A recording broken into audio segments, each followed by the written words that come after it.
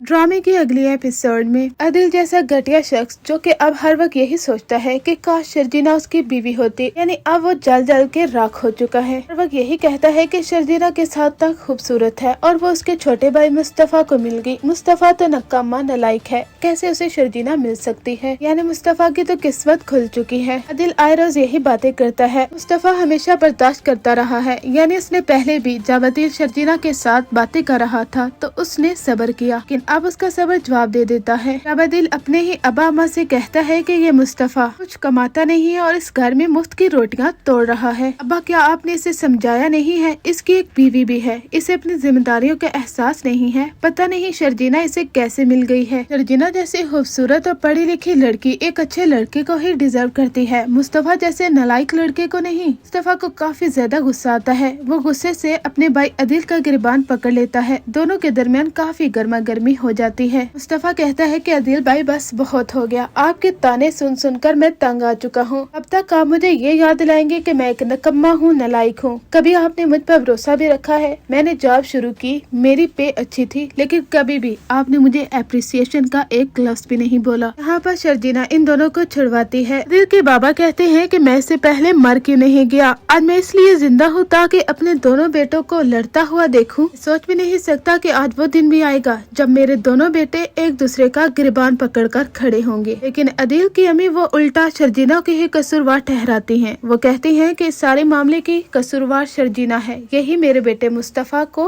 खिलाफ करती है अदिल के। एक कैसी लड़की हो तुम जो मेरे दोनों बेटों के दरमियान फर्क करवा रही हो। शर्जीना कहती है कि मैंने कुछ नहीं किया। यहाँ पर मुस्तफा शर्जीना के लिए स्टैंड लेता है। वो कहता है कि शर्जीना ऐसी लड़की बिल्कुल भी नहीं है अम्मी, ये सारी आग आपके अपने बेटे अदिल की लगाई हुई है। यहाँ पर मुस्तफा को काफी गुस्सा आता है और वह शर्जीना का हाथ पकड़कर उसे वहाँ से लेकर कमरे में चला जाता है। शर्जीना मुस्तफा से कहती है, मुस्तफा तुम ही खामोश हो जाते अगर बड़े भाई के साथ लड़ाई होने जा रही थी तो। मुस्तफा कहता है कि शर्जीना तुम भी मुझे कसूरवार ठहरा रही हो, तुमने तो खुद ही ये विटनेस किया है कि कितनी बार अदिल भाई ने मुझे इस बात के ताने दिए हैं कि मैं कुछ नहीं करता और मैं तुम्हें रिजर्व नहीं करता। शायद मैं वाकई में तुम्हें रिजर्व नहीं करता, इसी वजह से ही मुझे ताने मिलते हैं। देखो ना, मैं बिल्कुल तुमसे अलग हूँ। मुझे गेमिंग का शौक है और तुम्हें किताबें पढ़ने का। कुछ करता नहीं हूँ और तुम्हारी जॉब है, तुम पढ़ी लिखी हो और मैं एक जाहिल जो कि फेल होता रहा। मैं बिल्कुल ही एक कामक्कल इंसान हूँ, शायद इसका एहसास मुझे हो चुका है। अदिल की बातें मुस्तफा को तो तोड़ कर रख देती हैं। यानी अदिल जैसा घटिया शख्स किसका भाई हो सकता है जो अपने छोटे भाई को इस कदर डिग्रेड करे। कि शर्जीना जैसी बीवी जिसके पास हो तो वो अपने शोहर को इस हद तक हौसला देती है कि उसका शोहर कुछ करने के काबिल होता है। शर्जीना कहती है कि मुस्तफा मुझे तुम पर यकीन है, तुम कुछ कर सकते हो, अपने आप को कमजोर करने की जरूरत नहीं है।